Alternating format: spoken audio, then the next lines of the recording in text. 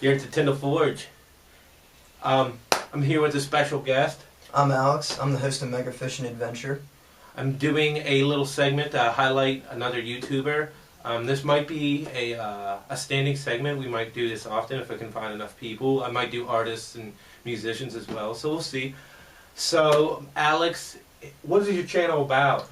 Well, we try to base it on a fishing and outdoor channel, and we really stress the adventure part of it. We always try to have some sort of adventure with it and just try to keep it exciting for people. Excellent. Let's give him a little inside edition. Yeah. We're neighbors. Right. He lives right across the street from me. And I often watch his video, and sometimes I even help out. And I know you film a lot outside. What challenges does the outdoors present filming? The weather. It's the biggest challenge that I face all the time filming. Animals can get in the way sometimes, but that's like very rare. That's like 1% time that's going to happen. But it's always the weather. Always gets in the way, whether we get rained on or snowed on, especially when we're filming in the winter. But it's really the weather that has the biggest impact on us. How often have you just gone out and thought it was going to be completely nice out, and it just switches on you and it just pours, and you're like, I gotta get out of here? It's been a couple times. I remember it was an overcast day. I went down to the creek, figured do some topwater action for the bass, and got down there, filmed. 10 minutes in, started thunder and lightning, just torrential downpour on me. Tripod, camera, rods, tackle, everything. I forgot to turn the camera off, so I'm like running and gunning trying to get everything. And my camera's still rolling as I'm packing things up, not even realizing it. And I was looking back and I was like, that's kind of funny. So, do the fish themselves present a problem? About 90% of the time they don't. It's really a laid back, really easy thing to do, because usually I'm either filming on my hat cam or a tripod. And it also depends on how the fishing is. If it's fast, it's not. If it's like quick fishing, the fish are biting, it's really not that hard. Also, if it's really slow, a lot of times I'll turn my camcorder off, and then I'll start catching fish, and I'll have to turn it back on, and that can be a hassle sometimes. But about 95% of the time, it's really easy and laid back. Excellent. So I know you've fished on creeks and rivers and ponds and lakes. So what presents an easier filming opportunity? Creeks and rivers or ponds and lakes? That's a really good question. Creeks are probably the easiest because I live right down by one, and I can just go down there when I want and film. Sometimes though it's not as good because you can only use certain lures and baits down there because of the size. Ponds are a little bit easier because ponds I fish are private ponds, and you can use a majority of lures down there and things like that. And it's an easier setup there. Lakes, they're kind of hard. People get in your way. They'll stare at you. Oh, They look at you like you're crazy, and you're like, just trying to make some TV here. Yeah. Excellent.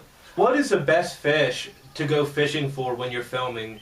Okay, so you get up and you're like, well, I need to catch fish for a video. What do you go after? A lot of the time, I'll go after smallmouth first, just because, especially besides the creeks right there, I'll just go right for smallmouth. I don't title the videos until I've watched them to see what I've caught the most. After smallmouth, I just go for whatever I can really catch. I've done a couple videos on just bluegill fishing, but most of the time it's bass. We love bass fishing here. Of course, I mean, I love it too. Me and Alex often go fishing together, especially when the cameras are off and stuff. I'm planning on doing my own fishing videos, and I'm definitely planning on being in some of his fishing videos, so look forward to that. Subscribe to his channel, subscribe to mine. I have a few more questions. Okay. Do you have a rod that you prefer in your videos? Not really. I'm not a branding type of guy. I have a couple rods I use, but my two main rods are my Ugly Stick and my Shakespeare Firebird.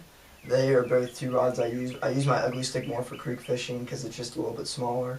But sometimes I'll even take both and film with both just for some quick action and things like that. Excellent. That's a good idea.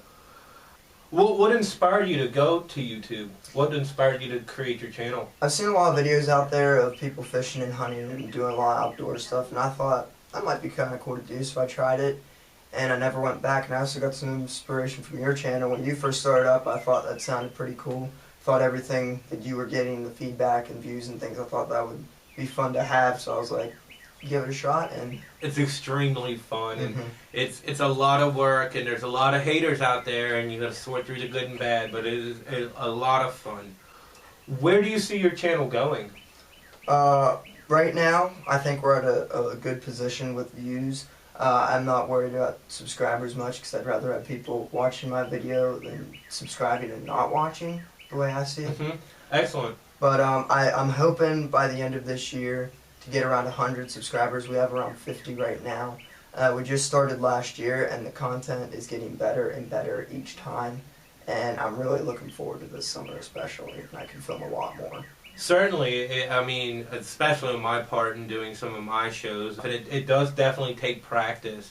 I mean, being well-worded, being able to speak without, interrupting yourself or saying the wrong thing. You have one thought in your head, and you say that when you meant something completely different. Also, being versed and loud, and, I mean, I'm loud in general. That's just the nature of my voice. Also having, some character on camera and stuff. I know some of my early videos were absolutely quite awful, but, you've watched, you've stuck through. Is there anything else you'd like to say? Nothing. Do you want to give the viewers a little insight on the collab we're going to be starting to do? We're going to start doing some fishing collabs. I think I'm going to be on his channel and he's going to be on my channel. I also want to start doing some more short films, something along the lines of zombie pumpkin people and some other things I have down there. They're in the videos. Check them out. They're few and far between, but it's hard to get a lot of people on board to actually shoot like a video, but it's really hard to find people. I'm going to be like, hey, well, I want you to play this part, and they're, I don't want to do that, but hopefully we can get a lot of adventure videos going. I want to start a mini sub-series, and we'll see how that goes. We'll see how it goes. I don't know. I got some writing and stuff to do. It might not ever take off the ground, but we'll see what we can do. So make sure you subscribe to his channel. Make sure you subscribe to mine. I'm going to give you a link in the description. Make sure you comment and rate his videos. Thanks for watching, and as always, peace be with you. Thanks, guys.